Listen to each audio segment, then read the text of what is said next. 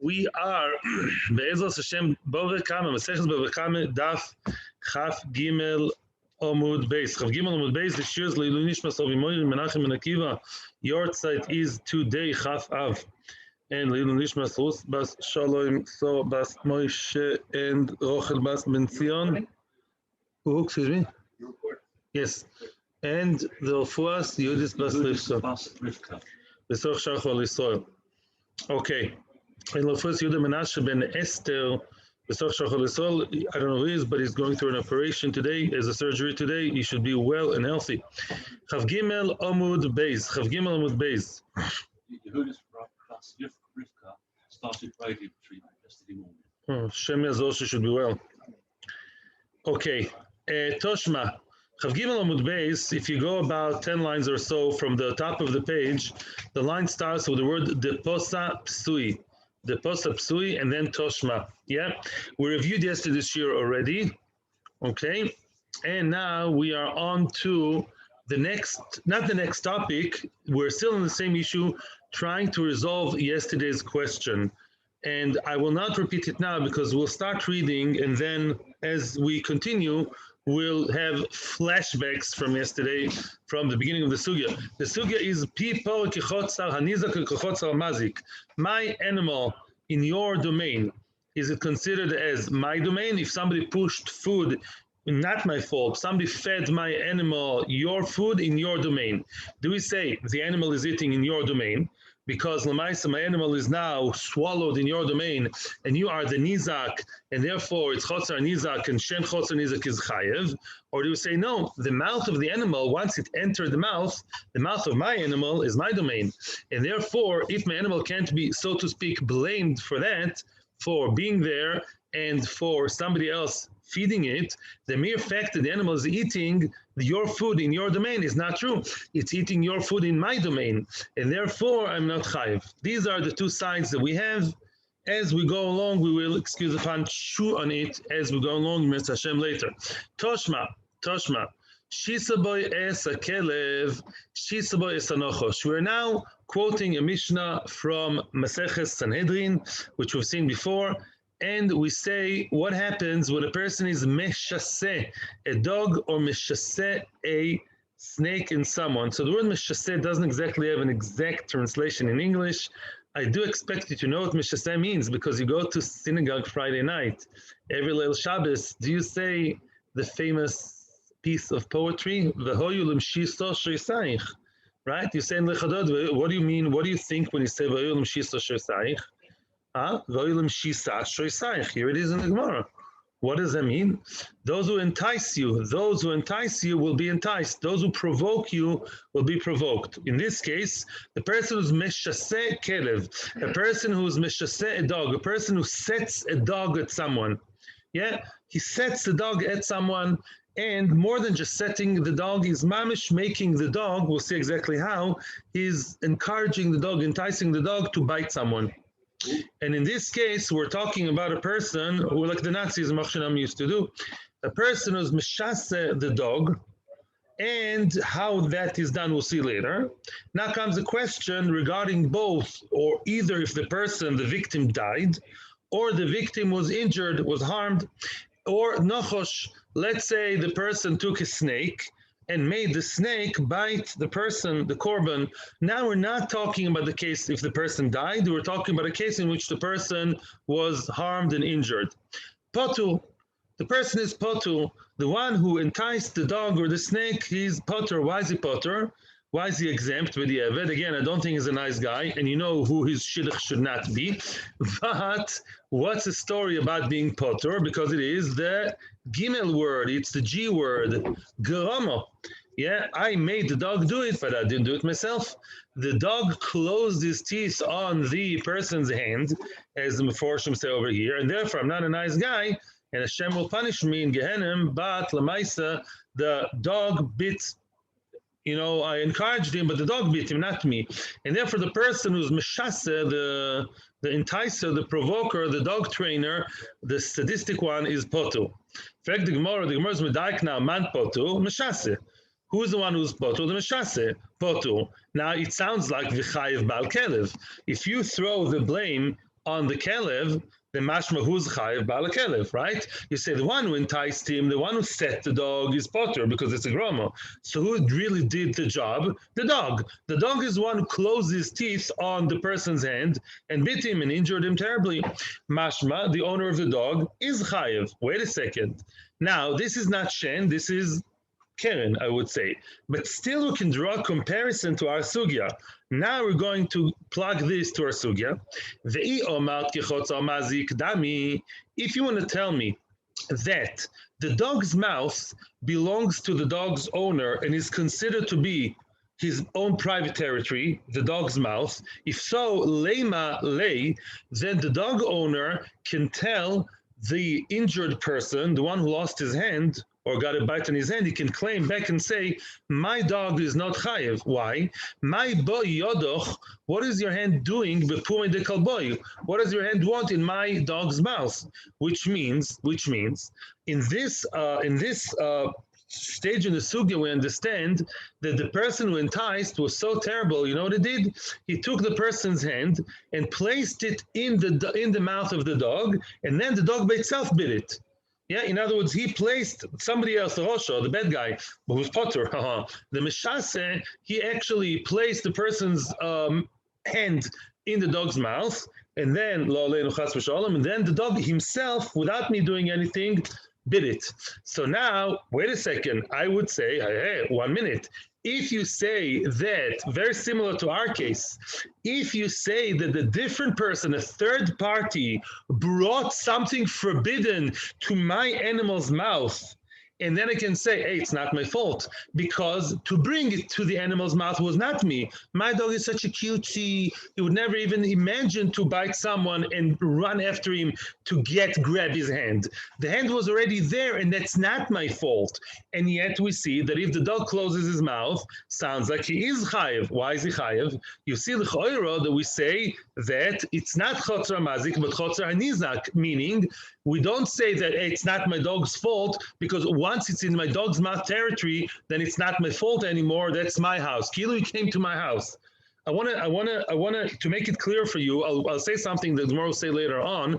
I'll give the following example. Let's say you sit in your house nicely. You're sitting in Ra'anana. You're sitting wherever in the backyard, and all of a sudden there is a fight between two people who have nothing to do with you. Yeah, you have one person who brought one person is harming somebody else in your domain. Are you chayav? I don't think even of the craziest American law, as far as I know, unless you could have done something, you're not chayav. It happened by me, but I didn't invite it. I didn't cause it to happen. B'chlal. That's the story over here. Although it's my dog, but because the dog is in my reshus, keilu, and somebody else brought the hand into the reshus, if we say that the dog's mouth is my reshus, it's not my responsibility. Somebody else brought it in to my domain, and then what do you want? Then it shouldn't be my fault. But we say what? We see that it is. Yeah. So why are you saying that the Baal Kelev is chayiv? He should be patur, right? Answers the Gemara, Ema. Answers the Gemara, no, you misread the Mishnah. Patur af mishase. When we say that the enticer is patur, it's not exclusive only to him, also him. Enochinami. The meshase is patur because it's a grama, and the dog owner is patur. You know why? Because of what we said. Because we can possibly say that once the hand is in my dog's mouth, it wasn't brought there by me. Somebody else brought it to my dog's mouth, and it's chotzer ha mazik. It's my domain. Leave me alone. What do you want from me? Then enochinami, you can say it's patur. Again, nothing was decided yet. We can see either way. We can either say that only the meshase is patur, or we can say that the meshase is also patur, both. Yeah, it's either chotzer mazik or chotzer nizak. V'boy seima. We at this moment we don't know. We didn't come to any conclusion. We suggested that it's chotzer ha nizak, and then we say it may be mazik. We don't know. Yeah, we don't know if the Baal Kelev is patur or chayav. The Mishnah says for sure patur because it's a groma. Is the dog owner chayav or patur? That stays a question. Is either patur or chayav? Depends if you look at the dog's mouth as his domain, kilu, and it's not his fault because it was brought there, or do we say no, it's not your domain. Lamaisa, your dog is causing trouble in someone else's place. Or the Rishonim here say, yeah, thank you for asking. The Rishonim say you should have known better. You should have made sure your dog is not in that situation. If you know that your dog can bite and your dog can be convinced by others, provoked by others to do bad things, then it is your fault for not being responsible. One of the Rishonim, I've seen many yesterday. The Baisema, or an alternative answer, I'll be with you soon. The Apke Lenive Vesate, simpler answer. We're talking here that the dog took out his mouth, his teeth, his cannon teeth.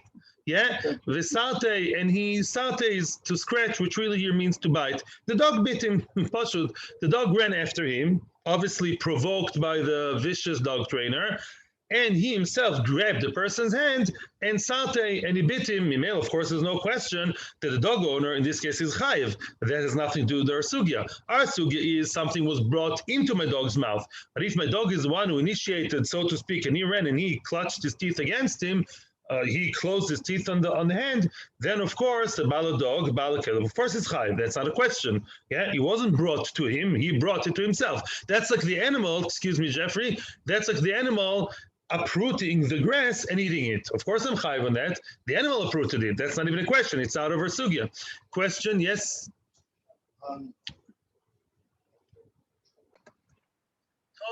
Let's continue from another case in the same Mishnah there in Sanhedrin. Now we're talking about a person who killed La'aleinu. A person actually used the animals to kill another person. Hishich means not shisa. Shisa means that it's a bit more remote. Hishich means that a mamish took a snake, yeah, placed it by the person's, let's say, hand, and then the nachosh, mamish made the what's his name? The mouth of the nachosh touched the person's hand. Yeah, the nachosh is now kissing, so to speak, the hand of the person, and he died from the venom. Rabbi Yehuda says the person is chayav. Adkan, Rabbi Yehuda says the person who used the snake to kill is chayav. The chachamim poitrim, and chachamim says patur, not a nice guy, but he's patur because it's a groma. Why? Groma of Achbar Yaakov. Kshitim tziloima. Why is that? It's a machlokes about nature. It's actually something very interesting according to what they know today, the scientists. Lediv Rabbi Yehuda, why did Rabbi Yehuda say that he's chayav? Eres nochosh ben shinav hu oimed. The venom of the snake is by his teeth already. The venom is already ready to be spritzed right away. Mimela, the venom is already there. That's like Jeffrey was saying before. It's so close. It's ma'aseh b'yadayim. Lefikach mekish b'sayif, which means the mekish now deserves to die. You know why? Because the mekish now is mamash rotzeach. It's as if he's using a sword. He's using a sword. Because just like I use a sword against him, I didn't kill him, it's a sword. I didn't kill him, it's the pistol, it's the gun. You're retarded. I mean, it's like an arrow. Okay, very good. Or even better, it's mamash b'yadayim. It's more than arrow. It's mamash like holding a gun in your hand, a sword in your hand. Because when you hold a snake, you're the snake charmer. You hold a snake with this cobra, and the snake's venom is already there in the mouth. Mimela, it's mamash like you killed him straight away. There's no delayed reaction. It's straight away. So it's your ma'aseh b'yadayim.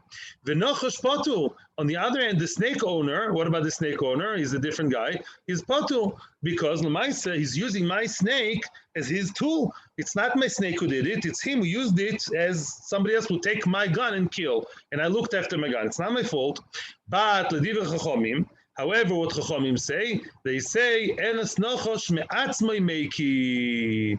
They say no. The eres of the nochosh is not something that there straight away. It's something that the snake by himself, it takes some time, and the snake is meki, is like vomiting it, so to speak. He's injecting it as a delayed reaction. It doesn't happen straight away.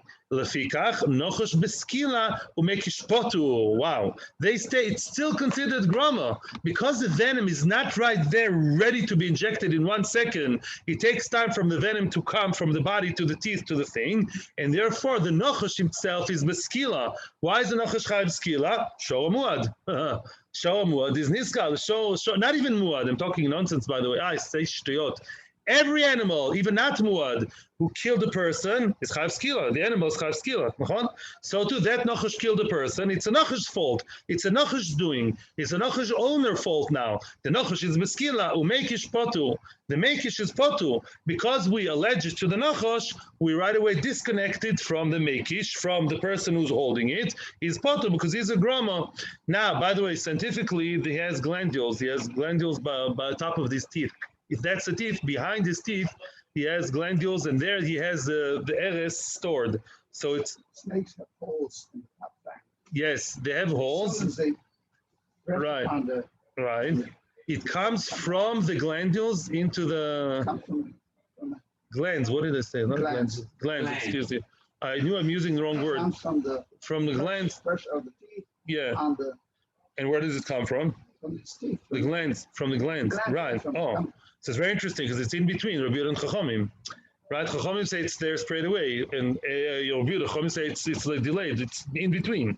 It's not in the teeth, and it's not very far in the body. It's a machlokes. They knew it all. Chachamim knew all the metzias. Chachamim are arguing that matzav of being in the glands, is that considered direct enough, or is that called indirect enough? That's a question. The way I understand it. In any event, back to us. V'i omar people kichotza mazik dami. If you say that the mouth of the cow is like chotza mazik dami, is considered to be the field of the mazik, and the person says, hey, it's not my fault because you entered, you brought something to my domain, lei malei, then the nachash owner should say to the harmed person, what is your hand doing in the mouth of my snake? At the end of the day, the one who brought the snake to the hand is who? Is some good soul, the snake trainer. So again, if you say my animal's mouth, as long as the animal didn't catch it with his own, didn't chase it, somebody else brought it to the animal, be it the food, the fodder for the animal, the cow, or the victim to the nachash, why should that be the fault of the nachash owner? Answers the Gemara here, big yesoid. Linyan ktala lo yamrinan. Says the Gemara, there's a gvul, as I like to say in nice English. There's a gvul, there's a limit. When it comes to an animal killing another person, we don't give him that special dispensation. We don't have that leniency to say, oh, somebody else brought you to my nochosh. If your nochosh, or your snake, or your dog, or your cat killed someone, then we say it's your responsibility. When it's talking about harming a zoi, we can sort of see the two different sides. Maybe this, maybe that. But if the animal, lemaisa, killed someone, and now the animal has to be killed, it's ki'ilu punishment for the animal, not for the person. That's what Rav Fisher says. Interesting idea. Yeah, in other words, the animal is a vicious animal. You have to get rid of it. Yeah, regardless to who brought it to the animal's mouth. If the animal's mouth killed it, the animal has to die. That's out of the radar, out of the question. Now, minot temra. Now, it sounds very nice. Killing is very bad, but how do you know? Give me a source. Minot temra. Where do you know it from? The Tanya. Here, I'll show you a proof from a brisa. It says in the brisa, Anichnas lechotza ba'al habais sheloi birshus. A person came into another person's house uninvited, no permission. Yeah, he came, and the ba'al habais does not want him to be there. And then you know what happens next? The Baal Habais's ox can feel the vibes. He knows this is not a welcome guest, and he gored him umes. Wow. The uninvited guest died because the show gored him. What do we say then? Hashor beskila. When an animal kills, there are two things that have to happen. What are the two things? Shor beskila. The show has to go and be stoned beskila. The bailim, usually the bailim, if it happened 3 times, what do the bailim have to pay? Koifer. The bailim, the owner of the show is sokel v'gam be'ol of yumas. You kill the owner. You don't really kill him. You kill him with money.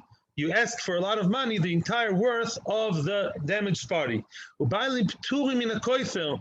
The bailim are patur in a koifer. The bailim don't have to pay the money. They don't have to pay the, so to speak, koifer compensation to the murdered person's family.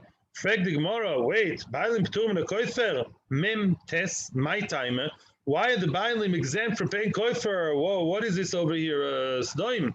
Answers the Gemara, no. Of course they're patur. The Omerle, Bilshusi, my boys. Excuse me, what are you doing in my domain? What are you doing in my house? Nobody invited you. I'm so sorry that my dog was vicious at you. I didn't even tell him to do that, but it's your fault that you came.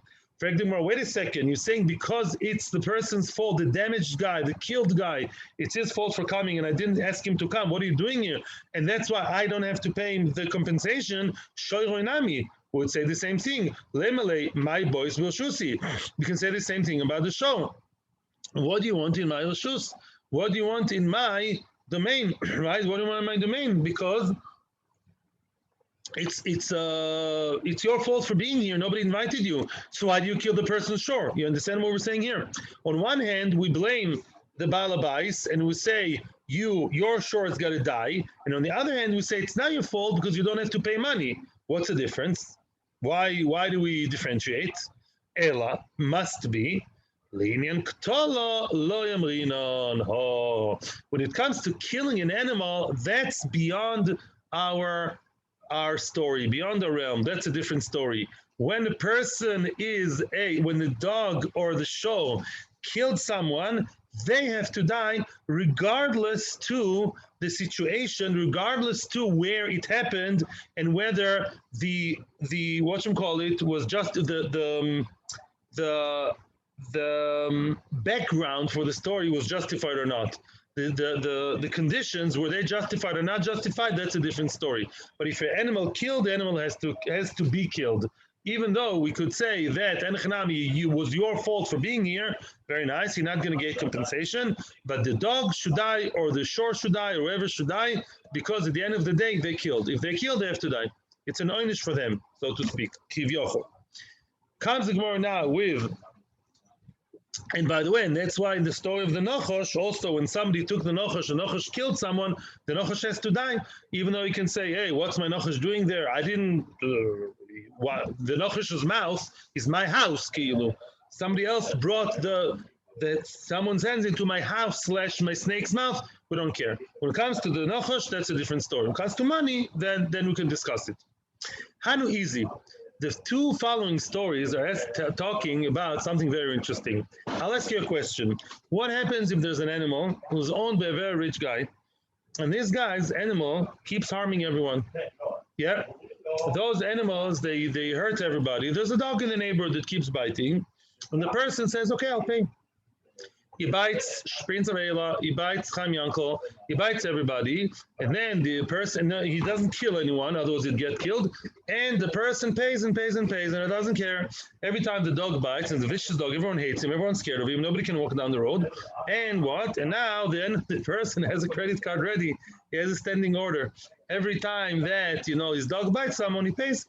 And he says, what do you want from me? All good. So he pays full nezek. Okay, so that's a question. Shall we say he pays every time? Or do we say maybe you should do something about it and get rid of the dog? That's a question. Let's see. He actually injures, not kills. Yes. That's not exactly the case we have, but this is similar. Says the Gemara. Hanu easy debate tarbu. There were those goats. Once upon a time, there were goats of a family called Tarbu. They caused loss to Rav Yosef again and again and again. Rav Yosef was a neighbor, and those goats would not kill anyone or bite. They would just sneak into his field and eat all the time. And I guess the people would pay him, but it would still bother Rav Yosef. It's an ongoing nezek. You don't want somebody to, let's say, cause leakage to your house without fixing it and, pay you every time. Amar Lela Abaye. Rav Yosef asked his loyal disciple Abaye, Zil, go. Go tell the master, the litznainu. Go tell the master to the owner of the sheep, of the goats, litznainu, snius, to hide them. Tell them to keep them, control them, guard them. Omerle. So now Abaye did not want to go. Abaye knew, I think, from what I understood in the Rishonim, that those people are not cooperative. So he told of Yosef, Amai Azil, why should I go? The Azilna, if I would go, I would play now devil's advocate, and I'll tell you what they're going to tell me. Amri li ligdo mar gdira be'ari. In other words, they would say, no, Rav Yosef should, listen to this interesting logic, Rav Yosef should put a fence, gdira be'ari, in his land. My goats can walk around wherever they want. And if Rav Yosef wants to have his field guarded, he should build a fence around himself. Let the one who is the damaged one to protect himself. And my goats should walk around free. And if he doesn't want them to come to his field, he should put an extra lock, a stronger fence around his field. So that's why we're not going to do anything. Interesting, twisted idea. Now, frag the Gemara, is that really a feasible thing to say? Is that a plausible thing? V'i goda, if you want to tell me that you force the person to build a fence, and otherwise, if the fence is not built, then he's not chayav. That's what they want to say. They want to rewrite the Torah. They want to say, if your field is not protected and my goats went to your field, it's your fault for not protecting yourself. That's what they want to say. Mashenken, if you build the fence, then we're going to have a case of Shen. Then it's our fault. Wait a second, so you never have Shen. Why? If my field is open, with your twisted logic, my field is open, then you're not chayav, because it's my fault for not protecting myself. And if my field is protected, then how would we ever have Shen? Because when would the animals ever come in? It's protected. You never have a case of a goat going inside, eating, and the owner is chayav to pay. Answer the Godar, let me read the question again. The Godar, if he fenced it around, Shen the Chayav Rachmana, Echiv Mashkachas a shame that the Torah is Mechayev, when would you ever have such a case? Mashkachas, where would you find a case of Shen, right? If it's open, it's patur. If it's closed, they will never get there. Answers the Gemara, Shechotro, as we said yesterday about the doggy guy, Shechotro, the animal dug underground a tunnel, Palestinian-style goat. Let's say the goat would start the tunnel from the side of the outside world, dig a thingy tunnel underneath, come out to the other side, and voila, here it is with an explosive, with bombs. Or in this case, in the case of the A's, with eating the grass. So you have a case of him protecting, and my goat managed to outsmart his protection, then it would be chayav. They're trying to say, if they or Abaye who's kilo trying to think to get into their wavelength, they say, if you protect yourself normally, minimally, then if my animal breaks through, then I'd be chayav. But you all said the onus is also on you to give yourself regular protection. Now, inami, or alternatively, the nafil good belelia, maybe the wall fell at night. If the wall fell at night and it's not your fault, 2 o'clock at night, you're fast asleep in your third dream, and now the wall fell for whichever reason, and then the goats came, then the goat owner is chayav. Now, do we really believe in that? Says Tosfos, no. Says Shulchan Aruch, no. We don't believe in that. It's not true. Really, let's say a person has no fence whatsoever. The person has no fence. Why? Because I don't have to fence myself up. It's very clearly demarcated. There's a very clear, big red line. Clearly, this is Reuven's field, no trespasser. But Lamaisa, there's no physical fence, or not a fence that's tall enough to stop the goats. No, my friend. The Torah says the onus is on you. The responsibility is on you. Who's you? The goat's owner, the cow owner, the dog owner. Your animals should not come into my place, my friend. Yeah, if I don't protect myself, that is not your, excuse my language, stupid business. If I don't protect myself, we don't live in a Sdom v'Amoira that everyone has to protect himself. The favela in Brazil, you can all shoot each other with guns. You have to protect yourself. No, in the Torah, you have to make sure your animal doesn't harm others. The person doesn't protect himself, that's not your business, my friend. And this is what we say, la halacha, this is how it is in Shulchan Aruch also, and that's the way it is. Why did Abaye mention that svara? Abaye didn't want to go to talk to them. Abaye says, Dichui be'alma. Abaye says, that's what they're going to say. Eini mila daber, there's nobody to talk to, because that's what people are going to say. Not that I believe in that, says Abaye. Eini mila daber, who can I talk to? These people are not cooperative, I know them already, and that's what they're going to say, so why should I go argue with Tipshim? Okay, now we continue on a similar vein. Machiz Rav Yosef, this is again Rav Yosef, V'itema Rabba, Rav Yosef and Rabba are contemporaries. Machriz, what's Machriz? He announced, Rav Yosef made an announcement, some say Rabba made an announcement, and they said like this. What? A proclamation, declaration, proclamation, very good. Yeah. And he said like this. The Salkin Le'ela, those who go up, meaning those who make Aliyah to Eretz Yisrael, with the Nachtin Letachto, those who go down to Bavel, those who go down, either people making Aliyah or, unfortunately, Yerida, any Jew that goes anywhere should know the following rule. Hani izi the shuka. Well, what is the ruling? What is halacha? Hani izi the shuka. Those izim, those goats of the marketplace. What are those goats about? Explains Rashi.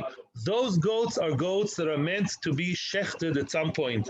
Those goats belong to a butcher, and be'etzem their fate is sealed to be someone's, Shabbos meal at some point, although they say goat meat is not so tasty, I never tasted, but Lamaisa, the goats are there to eventually be shechted. What do you mean of the market? The person, the butcher, keeps them in the market and doesn't yet shecht them. Why? He prefers to leave them until it's market day. Let's say next week or 2 weeks' time, there's a big event, big market day. You have more customers, and you can get more money. There's more demand. So basically, for financial reasons only, it's important to understand that before we continue. He be'etzem wants to shech those animals. He's not going to milk them or use their wool or whatever. He just wants to shech them, but he's waiting. Why is he waiting? Because if he sells them today, they'll be 1,000 shekel a piece. Next week, there'll be 1,500. It's an investment. But you know what happens while these izim are still walking around the market? The mafsidi, they start making people lose money. Listen to this, big chiddush according to some Rishonim Rashi. Afilu b'rshus harabim. They start eating, they're bored. They're just about to be shechted in a week or 2 or 3. They have nothing else to do with their lives. They're kept in the market by the butcher, but still alive. And they start walking around, and the mafsidi, they cause loss. They eat his tomato and his potato, v'chulei. Now, I know you all know that b'rshus harabim is patur. I know, but still, as I told you before about the dog, these animals, they keep causing damage again and again and again. And in this case, they don't even pay because halacha is on their side. Do we actually stop them somehow? Says the Gemara, yes, you should declare and proclaim and tell everybody that wants to know. Matrinan b'marayu, you have to warn the owner, trei v'tlos zimnin, twice or 3 times. Not that they did it 3 times, by the way, the Rishonim say. You have to warn him twice or 3 times, again and again. 3 times. What do you warn him? You listen to it. Eat tzayis. First of all, you have to warn him, make sure they don't eat the tomatoes. It's true that they are sort of allowed to, but it's still an ongoing, not allowed to. If they do it, you're patur, but it's still not a nice thing to have a goat that ruins everybody's goods and fruit and vegetables. So keep your goats at bay. Eat tzayis. What's letzayet? To obey. If he obeys, he obeys. Very good. Let's say the person says, he's too much of a Talmud Chacham. He learned, and he says, it's my goat. I'll only pay you for the minimum, but not for the whole thing. It's Talmud Chacham. And he says, no. My goats will stay here, and I'm not willing to lose the money of the difference between shechting them now, shechting them next week. Then we get dramatic, and we say, Amrin Lei, we tell him, Tiv Amaschita, sit by your butchery shop, and what? And shecht your goats right now, V'kabel Zuzach, and get your money, even if it's less money, which means your goats are about to be shechted anyways. You're only keeping them here because you want to make more money. You're not completely losing. It's not like even killing the dog. Yeah, you shecht it now kosher and sell it to the customers. Instead of getting 1,500, you'll get 1,000. You don't lose money? Oh, really? Well, other people don't lose money either, right? And your goats are making everybody else's life a misery. And therefore, in this case, it's a chiddush. We tell him, if you don't hide them, you better shecht them. Ad kedei kach, I saw in the Rishonim, I saw a few Rishonim, I don't remember who says what, that even a different person can shecht it. And he cannot claim anything against him. Yeah, not the butcher, another shoichet, encouraged by the other market people, can come shecht and say, I'm sorry, honey, I shechted your goat because your goat is disturbing everybody. No, sell it, make money. Less money? I'm sorry, it's less money. You can't, this is not a circus over here. However, says Tosfos and many Rishonim and Shulchan Aruch, what happens if that does not reflect, they say, on the case I spoke about before. Let's say those goats are not meant to be shechted. Let's say those goats are not meant to be shechted ever. They're supposed to die naturally at some point. Now he uses them for milking. Goat's milk is very nice, very healthy. He wants to use them for He wants to use them for milking. He wants to use their so-called wool. Really, halachically, you should know. Goat cheese. Goat cheese is good. I like it. Yeah. I'm confessing online that I like goat cheese. Wow. Yeah, are you shocked? So then also use the wool. It's not really called wool halachically, but the hair of the goats, we call it goat wool. All these things, if those animals are supposed to stay alive for a good few years, you're not allowed to shecht them. Even if they bother everybody, you're supposed to force him to keep them indoors or in a protected area. And the Rishonim prove it from the previous case. What was it that Rav Yosef wanted his bad neighbor, the Talbi people, to do? To hide the goats. He didn't say shecht the goats. So in the case of a dog, you can force the person to keep the dog indoors. That you can do. You call the police. I don't know how it's done in halacha exactly. Put him in chayav. I don't know exactly what, yeah? But you can't kill the dog because this is his dog. Is the dog bothering everybody? Then the dog should be kept at bay and you force him to keep the dog far away and protected with a muzzle or whatever you call it, yeah? Having said that, dog is not a good example because, as I told you many times before, it's in Shabbos, Daf Samech Gimel, you're not allowed to keep a dog in your possession, even if it scares everybody, even if it doesn't actually bite, but it's a dog that barks loudly and people get scared. They get tantalized and scared and frightened. Then you're not allowed to keep such a dog at all. You're not allowed to own such a dog. And therefore, that's a different story. But if you have, let's say, a goat, you have a cat, somebody, I don't know, a cat that eats everyone else's food.